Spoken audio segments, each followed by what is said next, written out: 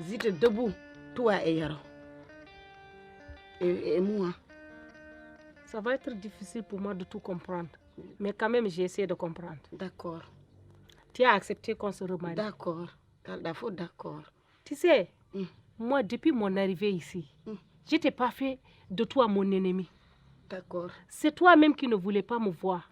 D'accord. C'est toi qui as refusé que moi et Hiro on était mariés. D'accord. C'est toi qui n'avais pas accepté notre amour. D'accord. Tu es une femme, je suis une femme. Moi, je ne veux pas faire une femme souffrir. D'accord. Tu as compris? D'accord. Faut pas pleurer, ma chérie. Faut pas pleurer. Écoute-moi. Non, faut pas pleurer. D'accord. Moi, je ne suis pas une personne agressive. Moi, je suis venue juste réclamer mon amour. Mais si tu m'avais accepté au début, tout ça n'allait pas arriver. Si c'est mariage, on va refaire mariage. D'accord. Tu connais la dot. Dot, donner l'argent là pour la femme et homme marié comme ça. D'accord. C'est moi qui va donner. Hein? C'est moi qui va tout donner. Il n'y a pas donné. Non, c'est moi qui va donner l'argent. D'accord. Toi et moi, on n'aura pas de problème. Comme ça, c'est la paix qui va revenir dans la maison. D'accord. Et en plus, si tu deviens mon ami là, écoute-moi. Tu vas apprendre à parler français. D'accord. Je vais te faire habiller de bons habits. Je vais t'acheter tout ce que tu veux. Je vais te donner beaucoup d'argent même. D'accord. Il n'y a pas de souci. D'accord. Faut pas t'inquiéter pour ça. Mais toi, toujours, si je passe, tu cherches des problèmes. Si je reviens, tu le suis. Problème, Allah. D'accord. Tu es d'accord de tout? Moi, lui, Yaro, tout est d'accord. N'est-ce pas, tu es d'accord? D'accord. De tout? D'accord. Nous trois, on va vivre ensemble. D'accord, il n'y a pas de souci. Où est le Yaro? Yaro. Moi, 3 jours, 4 jours. Fawani Moyitel. Wallah, c'est pour Allah. Il n'y a pas de problème. Je te regarde. Tout ça, c'est à cause de tes problèmes-là. Mais maintenant, tu vas le voir. Attends, je vais l'appeler. D'accord? Mais il faut arrêter d'être triste comme ça. Il ne faut pas être triste. D'accord. Si tu es triste, moi, je vais être triste aussi. D'accord. Ok, c'est bon. Je vais l'appeler. Attends, je vais l'appeler. Il va venir. D'accord. Est-ce que Allah? Minde aduna huyayam. Yari hari mbiɗa ñaagiro sibo Allah yiide joom gallam. Est-ce que? Wow, moƴƴi. On kam man fat seeɗa kam. Yaaduma ndu woni ko yaawde bettudemi ni. Dieynaba. Ni anne. Ɗum ɗo ko voyage tagi ɗo e Dakar tan yaade liggey ñirɓinango yeeso ma somi immima tan ƴetti valise tan gona e woyde. Deuxièmement, Dieynaba wano ko wonande valise am o. Ƴetta ɗo valise o mbaɗana kam oɗo valise o. Sa yimi waɗi oɗo valise am pusa ndaari valise o min joɗaka. Mi yiɗa ko jaata ko heddoto ala ko mbawmi hen tan. Ala ko mbawɗa hen wona. Jabiri Allah waɗ feere ƴeewa mo gonɗa e galle moƴƴi. Ɗum kalta. Ko mbiyatmi goɗɗum. Mo gondanmi ɗo. Ɗaɗa o galle no wayi yewde. Min tan woni ɗo hen. Ni moom sa waɗi ni a waɗanmi quoi on nam o ko mbatta ko anne way sen jaami anani banan sa yehi artude ma joni weɓata appel vidéo ko chaque jour hay so woni bureau waɗa mam ko appel vidéo wona appel vidéo ke chet awa haɗu ɗo ala mbaɗa haɗu yaad seeso kam sa yehi mi yewnete galle no wayi yewde ni nde kalmami laaɓi tan yaad ɗo wawi yeɗo ara ɗo e galle he so waɗi ɗo ko fewani kam ma artu e moƴƴi heɗam d'accord oto wayde ngol mo tinno seeɗa e moƴƴi moƴƴi e joni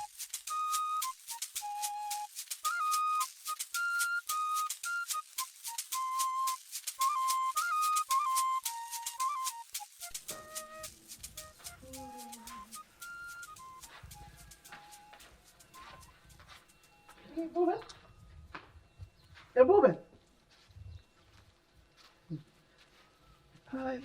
Boben. Anam ko woni. Wonde lelde woni. Wonde hande aɗa selli. Wona no feewi de. Wona no feewi kay. ko musatma so kaw baba galle wi ma yaro waɗa teŋe firti dewgal ngal watta yaro to ittata haalis ko ɗum taxma lelade ɗo gila subaka ha joni kadi mi yima ɗeɗo balle a ñamata a yarata a watta an holko woni caɗele ma Boubel sowna kaldani kaw oɗiri sibu Allah e nelaɗo muɗum o totta yaro teŋe walla so tottanimo an ƴeewa ɗo lijjiɗɗa totta yaro teŋe so ɗum ala dewgal ngal humetake saabu ko teŋe jogui dewgal te yaro aɗon gandi o dawani o hirdani ko ɗum saabi jinmi yo dewgal ngal waɗi debbo ara ɗo so ari ɗo so woni ɗo hennene balɗe tati balɗe nayyi yaro tottanimo dépense so nden yonti mo horto ummino eyyi joni waɗan no mbatten so baba galle tawi kam ɗo joni kala ɗo teŋen naati mawnaɗo ɗon mi anda o ñamloto mi anda holno waɗata maw lijjid ha timma o adda ɗo kadi o daro hen no foti darorade ni ha dewgal ngal hume kadi ko min wima noon ami ha ala gay kadi wona nani ko wimade ko ɗum mbaɗen koni sa wonano ɗo moƴƴata i ayi ndeysan kono mawɓe moƴƴuɓe oɗon gandi no sukaɓe mbaɗante oɗon mbawi wondude e sukaɓe ayi eyyi saabu ha noon kon joguiɓe hakkillaji yumtuɗe eyyi yallah waɗan noon jaam mbimami aɗan noon ko jinmi ko gummoɗa jaaha lotoyoɗa ha laaɓa gulna ndiyam ma gadda kastari kassiɗɗa ha reedu ma heew pewnuɗa ha peewa ha mbaya no ceemeɗo wayata ni appotan tan ha ñande yengge nde Ala. loto lawo gotol ƴeew eɓe mbawi arde ɗo avant ɗum eɓe ƴeewa eɓe cunno ya lotoyo ha laaɓa ɓornoɗa comci ciwa kafe ma jara mbimami aɗa fija aɗa jalla ɗo patanmi kawma baba galle ha yetto eyyi jaam noon jaram goggo nani eyyi yallah yaɓe moƴƴere amin a jaram Yes. keɗo suwe beelel aljanna amin a jaram eyyi yaram an a wona bonɗo a wona boroɗo eyyi an ka jeewo jaɓɓum yejjiti ka lemdel goggo aysi woni jeewo eyyi ya ka ɓufto lemdel eyyi an a wona lemdel ceen an ka moƴƴo eyyi ya ɓufto yoɗo moosa koyɗe ma ala peƴƴi yeeso ma ala secousse eyyi ya lotoyo gara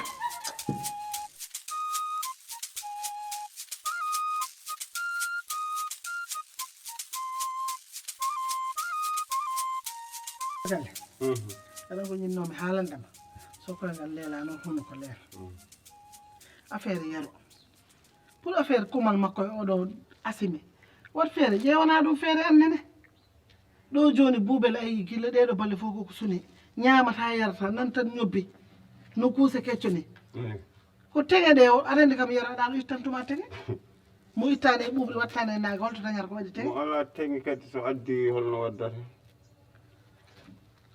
ɗum de anni he ɗo joni so wona kam yurmade Boubel gila ñakkude yaro ko jurum kam jarata hen hankkadi kam ko min kay jaarumi hen ko jurum aɗa andi so wonano ɗum min holko wandi kam en mi wiyata yo hajam bone hen kono ko wiyete ko tan juuɗe heeɓi dande ruttade wodani kono aɗa andi yaro an yaro oɗo nde ari nde ala fof no en kalda yaro o ko debbo ma neɗɗo wawa ummade loyde ne yiilo gorko ha ara ha ɗo mbiya wona debbo ma yero sali tan ko ha woni ha caɗele gontinimi fof ha mboɗo a teskaki nde gaddumi babiraɗo ceɗɗo o mbimi mboɗo walla ɗum kam heɓa mbiyata fof jaam dañe ka ande diwa fof diwama o kalta ɗo ko fof ala ko majjumi hen joni taade ko enen Allah fawi ko fawre Allah jabre jomiraɗo en jabrat Allah wat feere no jittirɗa tegue ɗe yimɓe nawa ɗum hankkante dewgal hume yimɓe pofta non poti miijadde fawre Allah aɗa foti jabde kono sa jaaɓi fawre Allah nde noon andu kadi hoddire ne woodi kono heewi yande koye hoore belsindiɗo eɗen mbaɗa noon kono goppen hen hakkille no feewi min kam ɗo joni ko jurum Boubel tampi han kadi mi yorto hen sa yi ko ɓuuri tardinde ɗum ni foof ko mo ganduɗa Ablaye joom wuuro mo timmani min mbo sikki yimɓe ɓurɓe ha joni koye ɗoygol tan yimɓe goni o timmani joom wuuro kadi hunde mum fof wiyene guedde yimɓe ene force mi andinamo force heƴata ɗo Ablaye forci nden yahani saka joni nden kay ɓurno wonde fertude o forci wonko woni ɗon o forci yaw tampi yahani omo andi omo andi ko omo andini wadde ko kanko tan tannomi ancude ni wadde affaire o ha heeɓi ɗum kono noon mbirum buubel e sababude ma e tampere mo jippi o eɗen ɗen mbiyamo bebbe min kam ko inde Hawwa nde tan wonno jinnaɗo makko debbo ɗum innirnomo ko Hawwa tan mbiyanmo inde bebbe nde noon han kadi fooɗi yimɓe kam an kadi inde ɗum inde fof kono noon ko ɗum tagi mbaɗa waɗa dewgal ngal jaɓi mbaɗa waɗa joni noon noddu bebbe o Ablaye yo ar kamɓe fof yoɓe ngari jooɗɗen jewriden nde jam arta so tawi ko noon jam heɓirta yo ɓerde ma lelo min so ummima ɗo joni momin noddoyɓe kamɓe fof annen kadi ɓe poɗɗa noddude ɓe nodda yimɓe ɓe ngara yimɓe kaala ko poti haalde ko kaala ka gasa o wattino waɗe hankkadi yimɓe tampi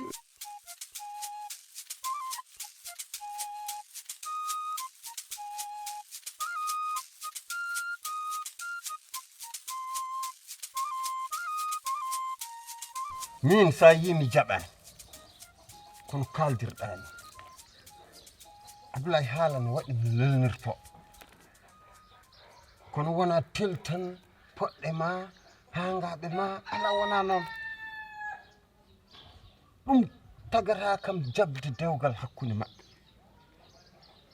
kala ko jiiɗa ene jogui no haaldirte ko wona no kaldirta ni kadi il faut usta tension ma usta seyɗani ma an wona hono noon kala ko jiiɗa ene jogui no haaldete min kay min on de telle naahi wuro ngo min idi jabde haaldude e yero wonde o ko debbo ma neɗɗo ummora ko feeje leydi e leydi gandimi ɗum yero par ce que min idi wadde ko debbo yero woni ɗo e ko jiimi kono sa yi joni mi salima nattumi yiide koko pamme ko jiyami kon famani firti ko wono dewgal kay ko koyɗe moƴƴere tan yeere hen so ɗum ɓenni usti tension ngaji maɗi a faami Babagal min mi yiide bébé ko haalni kam fof ko haalni kam ko kadi mi nani kono sa yi mbiɗa haala hen ko mbimami ko koddigal ne waɗi hakke hakke koddigal noon ɓaadi ko min woni jonguru so an joɗino jonde joɗimi nde a haalat seede Allah aɗa andi min mi jaɓirani yo ngal wat batte ma anon saabu dewgal ko sunna e farilla sen gacciɓe dewgal waɗani seɓe jindiri e bedda ko wawi wonde foof enen jogui bakkat kono batte ma an tan mi jaɓata ɗum aɗa andi par ce que min a majjanimi Ablaye eyi mi sikkano anda ko totteɗa ko tagi ko tagi ɗum ay neɗɗo yo andu hoore mum kadi min so wonti min tan an tan aɗa andi mboɗa andi aɗa andi mboɗa andi holko gandami partout ayi partout guilay cukago haɗo tolniɗen ɗo ko wuuro ngo hay yehe majjere filma lefol filma ngol kono so wonti min tan ɓolo aɗa andi mboɗa andi aɗa andi ɗo ndewduɗe baba galle ko musatma noon guilay ɗum sa renaki ko hen mayra holko musanami holum saɗa wawi guittaɗen mette ko ma musanami holum gila mayrun noon holko musanami mbimi eyyi baba galle woto addu haala woto addu haala kadi ko ɓennu yo ɓennu eyyi ko ɓenni yo a faami mi yiɗade kedde de jinmi haalandemo ko gueɗel gotel eyyi kala kaɗa waɗa te e ko jaata ko pour e sukaɓe jindira hen naggam en min to banggue ɓe cellani walla naggam en joguimi ko fawre Allah a haali ɗo haala koddigal en naggam en ko jogui ko min ko fawre Allah ko Allah fawi ɗum hoddiɓam fawimi ɗum fawi hoddiɓe so neɗɗo famani ɗum yeehe majjere so wi kadi ne itta ɗum haɓata kadi koye Allah ɗum ko Allah tan wawi ittude ɗum baba galle ndeɗo wawi jogade fawre Allah moftire ɗum fawre Allah tawa leftani ko diɓe eyyi jaran a faami joni noon mbimami ni joni noon ɗum ɗo to jinnomi kalde caggal a faami ko a nani ko nanɗa ko a faami mi nani gueɗe tati mi haalnima ɗo woppu hen hakkille séritation e mette jawtuɗe guitta ɗum e hoore ma ha laaɓa ɗum itta an wona ko pour yawu mbawen wurde eyyi jimmi tan ko fammindema pour mbawen wurde e tranquille wona ɓe gaddi probléme anani ɓe gaddani ɓe probléme mumen woɗɗani ko heddi ko so tawi mi ƴeewi kadi ko mamminama ko fate dawgal yero e makko min kawru sa yiɗi galle ɗo jiɗɗa fof so galle elimane ƴewana men tuggidi guilay distance uji hakkude makko e yero koɓe jindiri e wuuro e tout ça ƴeewa so taw foti tan ko humede joni joni walla foti ko fadede ɗum fof ene foti lijjirade taw min ɗum ɓuuri wojjede e liji ɗum a jara liji ɗum ndenoɗa noon wiide mi acci ko ɓenni ala ɗum eyyi ɗum ko an iwata ɗum yo haɗɗo yo haɗɗo sa iwane ɗum ɗo efgata ɗo yo haɗɗo tan mbimi banda ɗum yo haɗɗo sa haaldamo gooɗi so tan gona atude ko ɓenni ɗum musata kam ɗum mo yani fof musa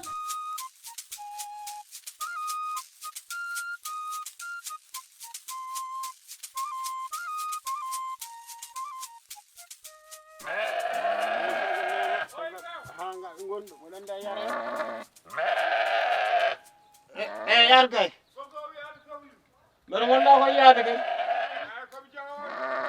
e yar gay tan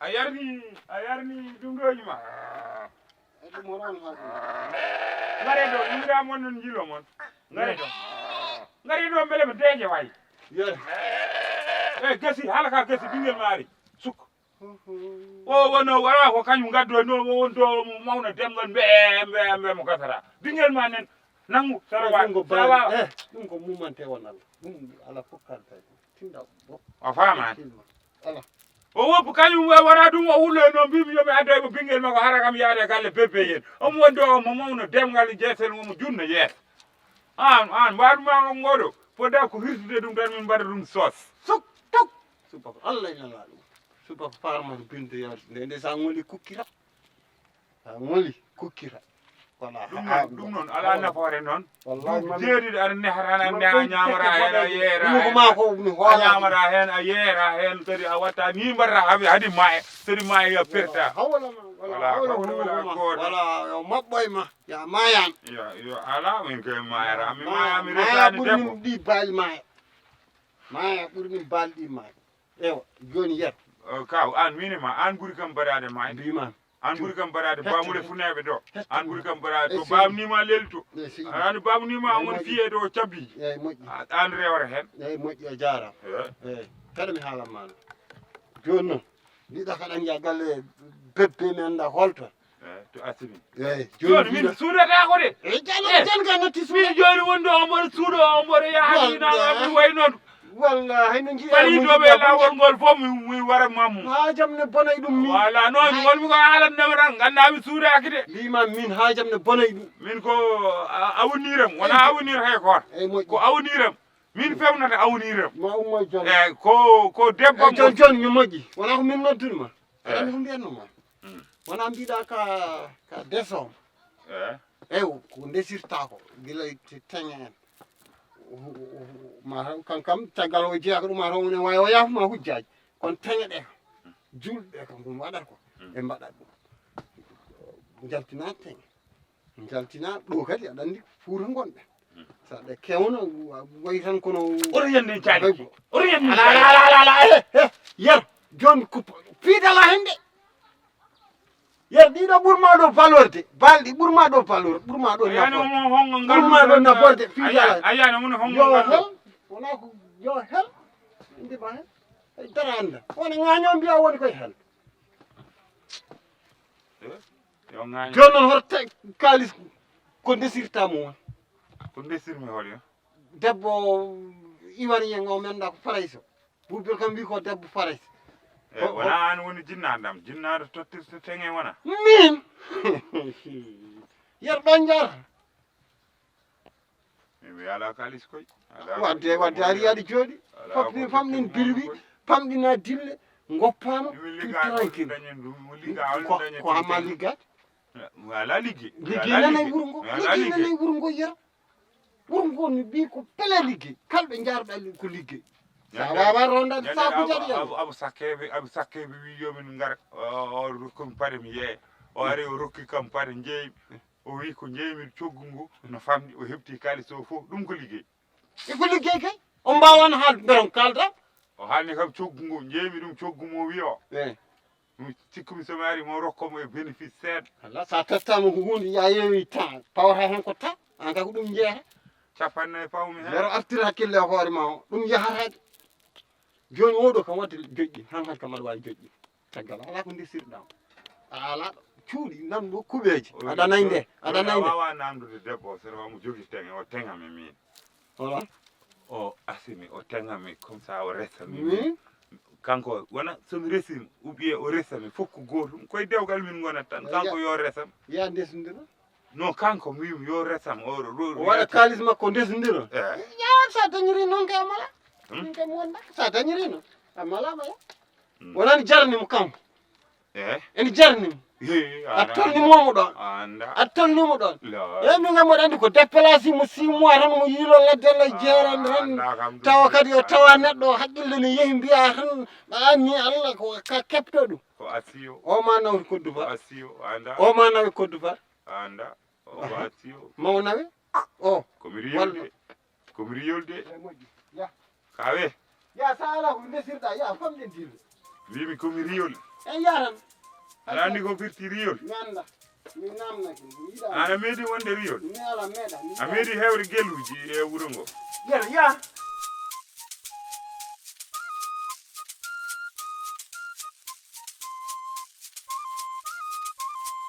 le refusé Qui a refusé? le tonton mon tonton là il est refusé Il a refusé quoi?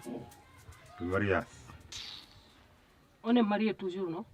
il a dit que parce qu'il me l'a demandé est-ce que c'est combien pour les mariages les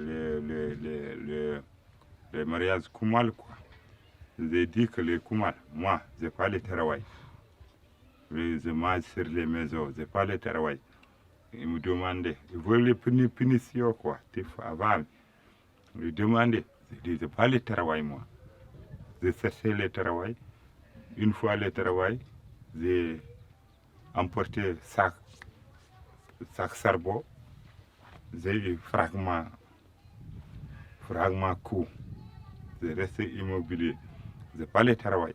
Il me dit que comme tu n'as pas le travail, c'est moi qui le fais manger, le matin, le soir, le mbourou, le fouf, kastari, hirani, botari. Donc, je ne vais pas rester là, continuer à manger 3 personnes. Je mange toi et Boubé, je ne peux pas te manger toi et ta femme.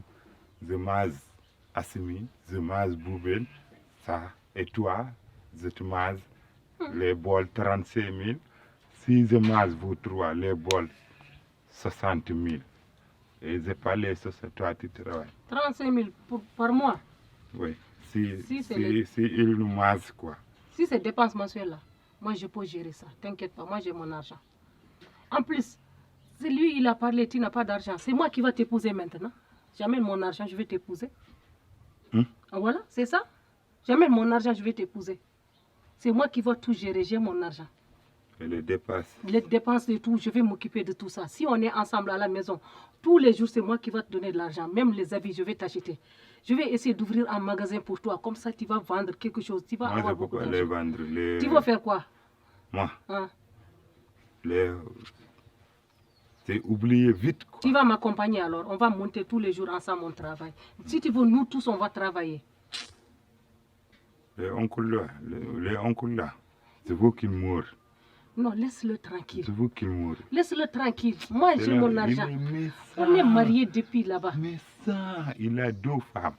L'autre femme, c'est les Dakar. L'autre femme, c'est les femmes noires là. Les femmes noires là, c'est plus dangereux. C'est les corps noirs. Comme les Djiwan de 2 h du matin, les femmes noires, les Yassine là.